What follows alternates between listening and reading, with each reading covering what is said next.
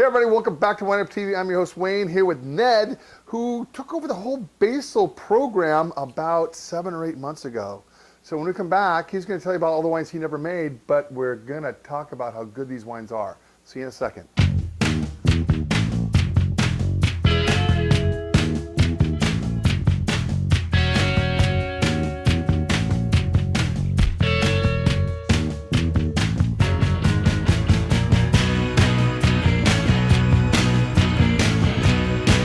Hello everybody. Hey, not to be confused, this is not John Abbott's brother at Beha. This is actually Ned, but they're really good friends.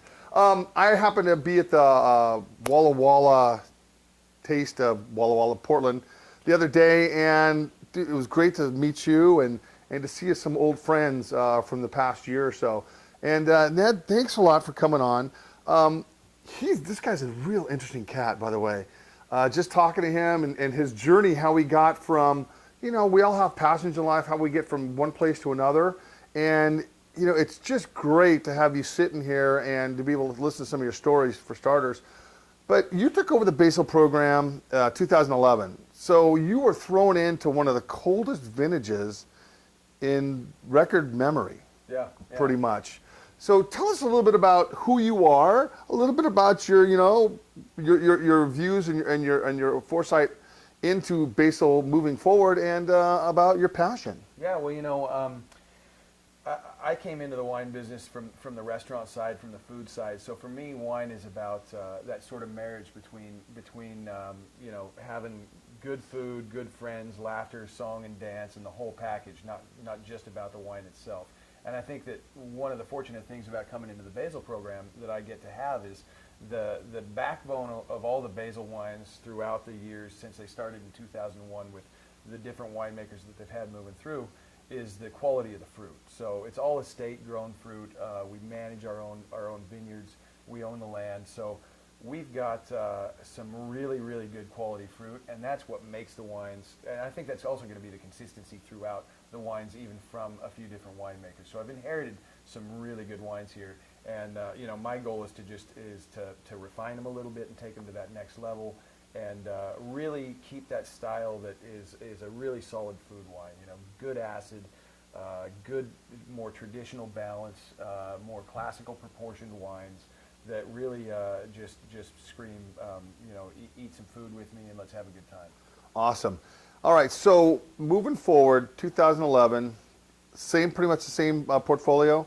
You're going to do a Merlot, going to do a Syrah, going to do a Cab, a little Cab blend. Yep, exactly. So we've got a sort of an entry-level house wine that's a Bordeaux blend.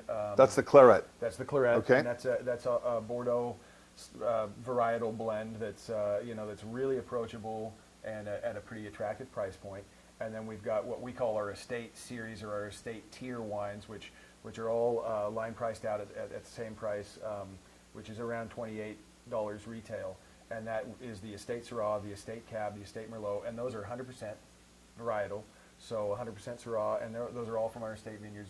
These particular ones are from the Pheasant Run Vineyard, but we also have Double River Ranch, and we've got Sheldon Milley Vineyard up near Prosser, and then Finney Hill in the Horsehaven Hills.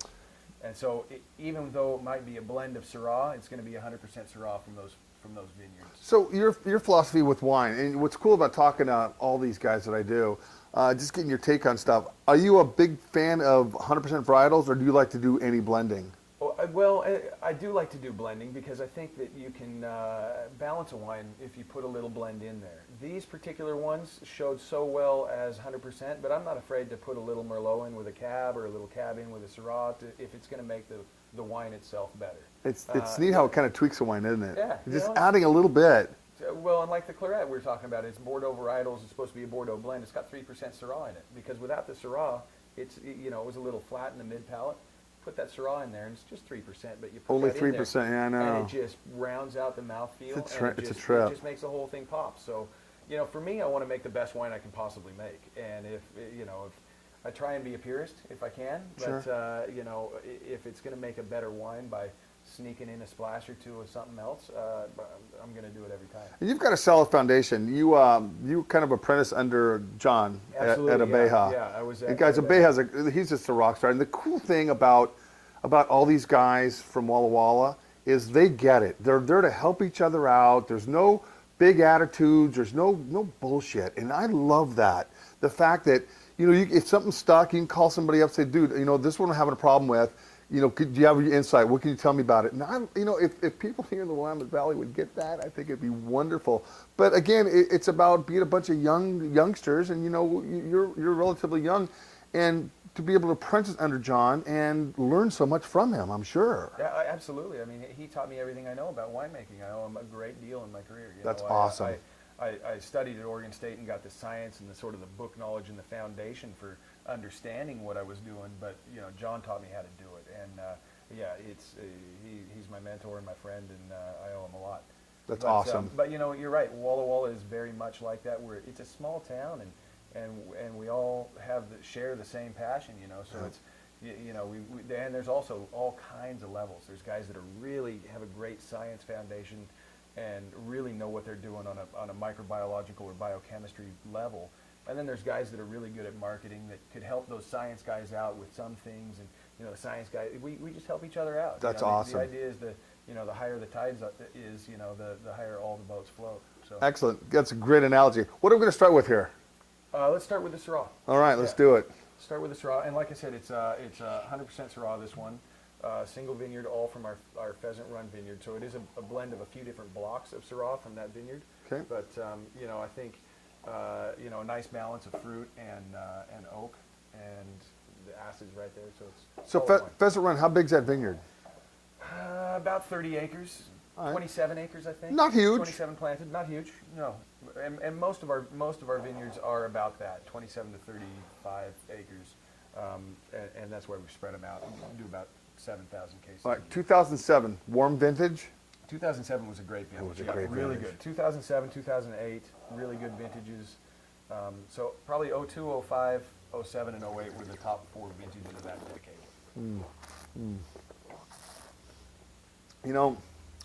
Living here in the Willamette Valley, we drink Pinot all the time.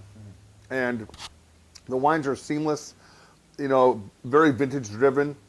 What I love about Walla Walla, the fruit, the structure, it's beautiful. It's nice to have it just explode in your mouth, because Pinots tend to be a really, under the radar, but just really elegant.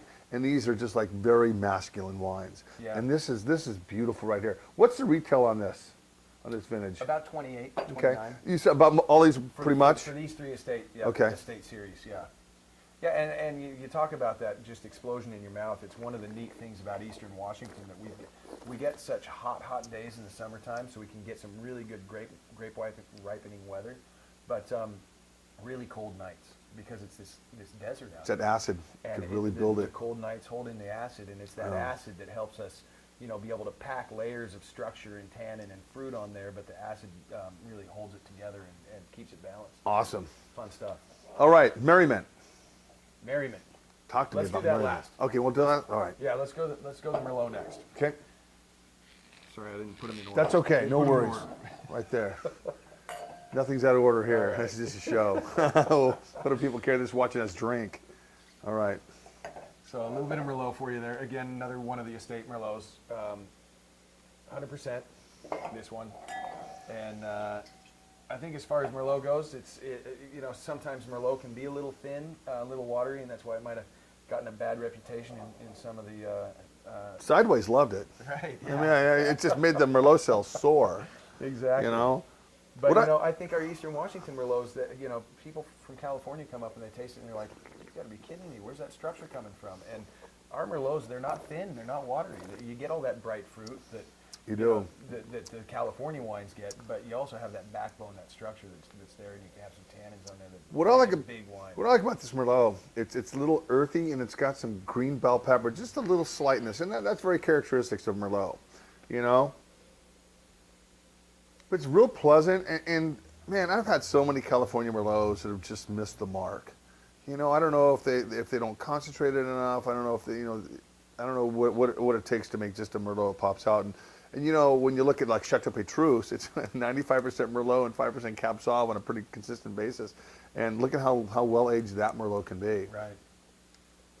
Yeah, you got to be careful with tannin management during fermentation and what you're doing with the cap. And then clearly, clearly the pressing decisions are big, and not over pressing it to get it too bitter or too tannic. But I love the grape. I think it's a fun one to make, and I enjoy drinking it. So what do you do around your winery? Are you pump over or are you punch down? I do a combination of both. Do you? And I use a lot of air as well. Do a lot of splashing to sort of.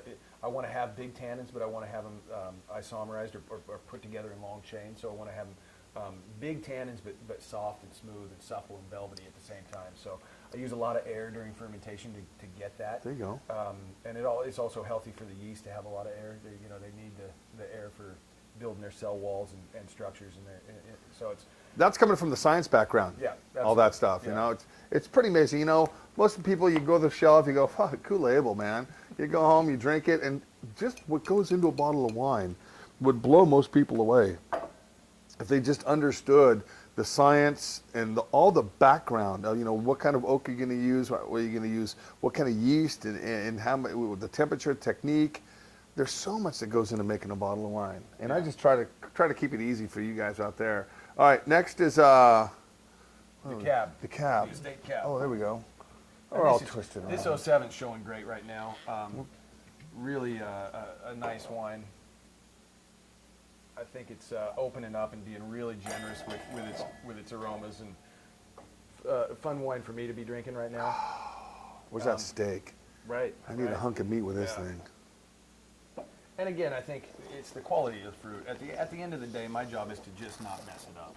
Really, I can do a few little things like we're talking about with whether I'm doing pump overs or punch downs, and stylistically, where I want the wine to be, and different fermentation temperatures and yeast. But at the very beginning, if I don't have really good quality fruit, I can't make a good wine. Yeah.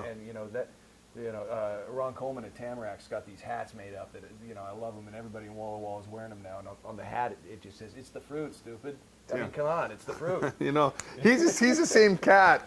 I saw him at a tasting a couple years ago, and he pulled me aside. He goes, "What's the difference between Washington State Syrah and syphilis?" I go, "What?" He goes, "I have no idea." He goes, "You can get rid of syphilis." Was that just horrible or what? Because there's all the Syrah, and he goes, "Nobody buys Washington State Syrah." And I tell you, Washington State Syrah is good. I thought that was classic when he said that. I'm thinking, wow. That's an enigma. You pour Syrah in the tasting room, people love it. You take it to wine buyers love it. You take it to sommeliers love it. Winemakers love it. Everybody loves Syrah. Why are they buying it? Yeah. Buy lots of Syrah. Yeah, buy lots of Syrah. What do you think moving forward are going to be some really good grapes for Washington State?